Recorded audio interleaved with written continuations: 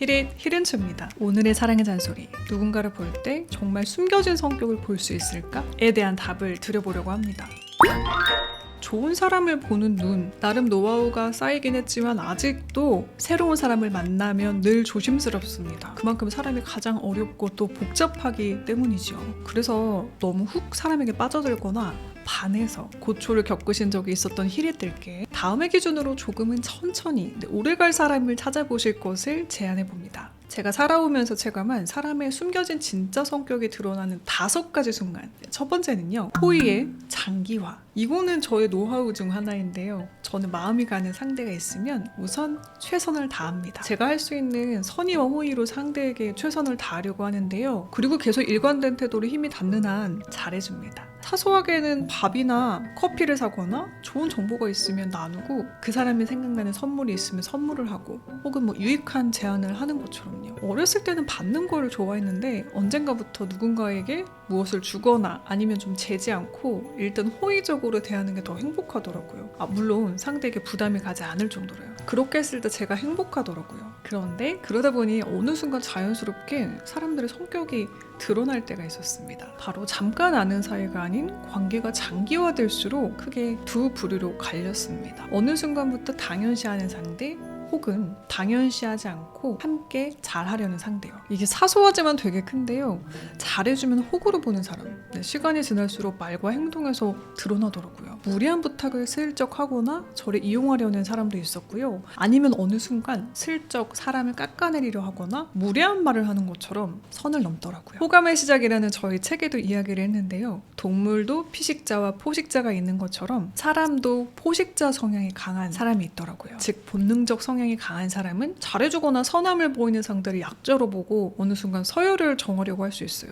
그런 분들은 그런 분들끼리 지내면 됩니다. 반면에 저는 그런 포식자 성향이 아니라 늘 그런 분들한테 치이거나 힘들었어요. 그래서 초식동물의 성향이 강한 비슷한 분들을 모으고 함께하는 것을 좋아합니다. 그래서 사람이 좀 헷갈린다 하면 나에게 한번 자문해보세요. 이 사람에게 잘해주고 나서 내가 행복한가? 아니면 좀 찝찝한 마음이 드나? 아니면 이대로 계속 잘해줘도 내가 괜찮은가?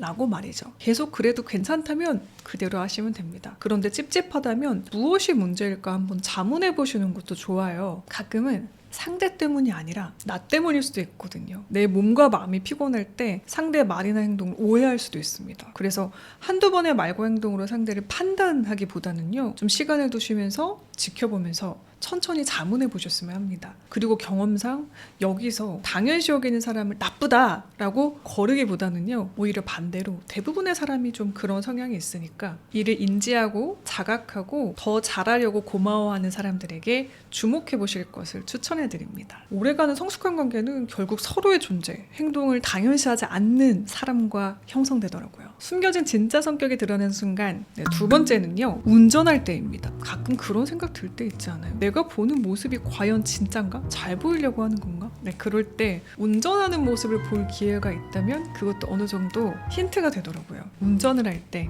사람에게 그게 2가지 면이 보입니다. 먼저 첫 번째로 그 사람이 익명이 되었을 때 나오는 본성이 드러납니다. 운전할 때 사람들은 왜 이렇게 거칠어대고 빵빵댈까요? 왜 그럴까요? 저도 운전대만 잡으면 평소보다 좀 격해지는데요. 경인방송에서 근무하던 시절 인천에서 서울까지 매일 120km를 출퇴근하며 별의별 차들을 다 만났습니다. 그리고 이런 생각을 했어요. 운전자는 사람이 아니라 차가 되는구나. 그러니까 운전을 하면 사람들은 인간, 개개인이 아닌 익명의 존재, 차와 같은 인간이 아닌 존재가 되는 것이었습니다. 왜 차를 타면 그 안에 사람이 잘 안 보이니까 저 차 봐 라고 지명하잖아요. 그래서 운전할 때 사람을 보면요, 가면을 썼을 때, 익명일 때 어떻게 행동하는가가 드러날 확률이 높습니다. 두 번째로는요, 위기를 대처하는 방식인데요, 운전에서 잘못되면 우리 목숨의 위협을 받죠. 그러니까 나도 모르게 위기 상황에서 하는 말과 행동이 드러납니다. 물론 운전을 하면서 성격이 좋기란 정말 쉽지 않습니다. 저도 마찬가지로 운전하면서 욕 많이 하는데요, 오죽하면 우아하게 욕하는 법이라는 컨텐츠까지 만들었겠어요. 그게 다 운전을 하면서 생긴, 어떻게 하면 화를 밉지 않게 될까 고안한 방법들입니다. 제 고백을 하자면요, 저는 운전할 때 잔소리가 장난 아닙니다. 특히 이상하게 이해가 되지 않는 차들을 보면 혼자서 잔소리를 엄청 해요. 그런데 또 반대로 옆에서 누가 저에게 잔소리하는 걸 극도로 싫어합니다. 있습니다. 운전할 때. 네, 제 평소의 숨은 성격 여기서 드러나죠. 저는 좀 자기주도적이고 잔소리를 싫어하고 그리고 기준이 높기 때문에 타인이 그렇게 행동하지 않으면 좀 이해를 못하는 편입니다. 그래서 저를 좀 돌아보고 반성하게 되기도 하는데요. 저희 가족들만 봐도요. 운전할 때 성격, 숨은 성격이 많더라고요. 근데 그래서 운전할 때 태도가 좋다면 그 사람의 평소의 성향, 성품도 좀 느긋하고 좋을 확률이 높습니다. 자, 세 번째, 돌발 상황. 살다 보면 돌발 상황이 생기는 순간들이 있습니다. 갑자기 물건을 분실하기도 하고요. 교통사고가 나기도 하고요. 아니면 기차를 놓치기도 합니다. 이렇게 내가 예측하지 못한 돌발 상황. 이런 상황에 처했을 때 숨겨진 진짜 성격이 많이들 드러나더라고요. 짜증나고 똑같이 다 힘들지만 이걸 잘 다스리는 성숙함이 있는 사람도 있고요. 반대로 길길이 날뛰면서 화를 내는 사람도 있습니다. 심한 경우에는 실수한 상대를 몰아세우거나 쥐잡듯이 잡는 경우도 있죠. 그래서 여행도요. 우아한 휴양지 이런 거 말고 배낭여행처럼 좀 동선이 많은 건 있죠. 아니면 험지 이런 데 갔을 때 더 성격이 잘 드러날 수 있습니다. 방어 기제, 위기 대처 능력 혹은 부정적 감정을 해소하는 방법을 알 수 있는데요. 제가 아주 오래전에 관계가 틀어진 친구가 있습니다. 특히 여행에서 보여준 돌발 상황의 대처들이 도통 이해가 가지 않았었는데요. 특히 이 돌발 상황에서 극도의 회피를 보여준 행동이 저와는 맞지 않았습니다. 여행을 가기 전까지 몰랐거든요. 그런 모습이 있는지. 그래서 맞지 않으니까 서서히 멀어지게 된 계기가 되었습니다. 그래서 어른들이 이런 말씀을 하시나 봐요. 그 사람 진지하게 보려면 사계절은 최소한 봐야 된다. 숨겨진 성격이 드러나는 상황. 다음으로는 4. 여럿이 있을 때를 꼽아봤는데요. 1대1로 있을 땐 좋았던 사람이 여럿이 있을 때 돌변하는 경우 보신 적 있나요? 저는 특히 20대 때 정말 많이 봤습니다. 1대1 만남에서 너무 좋은 사람이었는데 여럿이 만날 일이 있으니까 숨겨져 있던 주목병이 드러나는 거예요. 나에게만 주목해야 하는 병이요. 1대1에서는 당연히 서로만 주목하니까 몰랐습니다. 또 이성이 있을 때 몰랐던 모습이 드러나는 경우도 있고요. 반대로 여럿이 있을 때 그 사람의 긍정적인 면이 더 잘 드러나는 경우도 많습니다. 특히 배려심이 잘 드러나는 순간 여러 사람 중에 소외되는 사람 보고 챙기는 사람 있죠.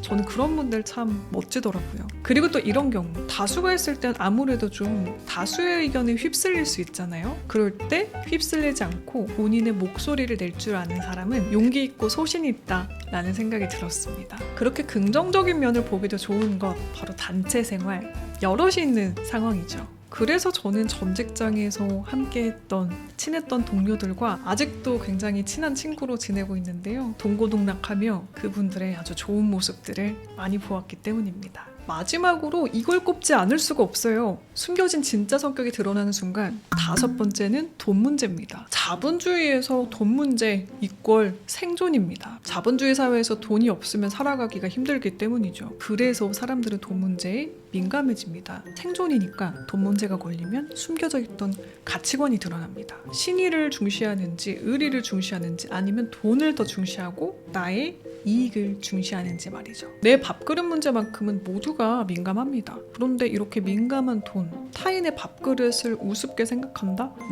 특히 남의 돈을 함부로 생각하는 사람 오래가는 것을 많이 못 봤습니다. 우리 뉴스를 통해서 유명인들의 이야기를 많이 접하기도 하죠. 누군가의 밥줄, 생존권에 악영향을 미치는 건 단순히 손절 수준이 아니라 원한을 미칠 수가 있기 때문입니다. 반대로 돈 문제가 깔끔하고 신뢰가 가는 사람도 있습니다. 왜 모임하면은 회비 같은 거 가끔 카카오페이로 나누게 하잖아요. 이거 칼같이 유독 빨리 보내는 친구들이 있어요. 그러면 돈을 낸 입장이나 총무 입장에서는 참 고맙죠. 그래서 저도 가급적 돈 문제에 있어서만큼 더 신경을 많이 쓰려고 노력합니다. 타인의 돈을 우습게 생각하지 않고 또 나의 돈을 우습게 생각하지 않는 사람들을 더 가까이 하는 거죠. 우리가 살다 보면 놓치는 것들도 많지만요. 이 돈 문제만큼은 한순간에 신뢰를 잃기가 딱 좋더라고요. 자, 오늘은 사랑의 잔소리의 3탄, 숨겨진 진짜 성격이 드러나는 5가지 순간에 대한 이야기를 해봤습니다. 영상을 들으며 생각나신 누군가, 이 사람 좀 성격 좋은 사람이었다 라고 느껴졌던 순간들이 있나요?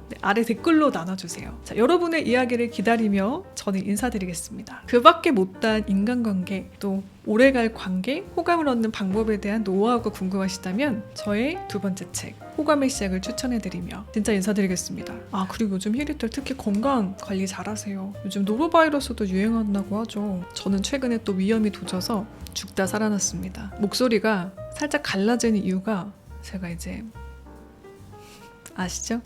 그래서 이 성대가 좀 많이 상한 상태라 양해 부탁드립니다. 우리 건강해야 계속 볼 수 있잖아요. 히릿들도 몸에 좋은 거 많이 드시길 바라면서 저부터 관리하겠습니다. 오늘도 채널 고정해주신 히릿, 내일도 최고길만 걸으세요. 안녕. 뿅.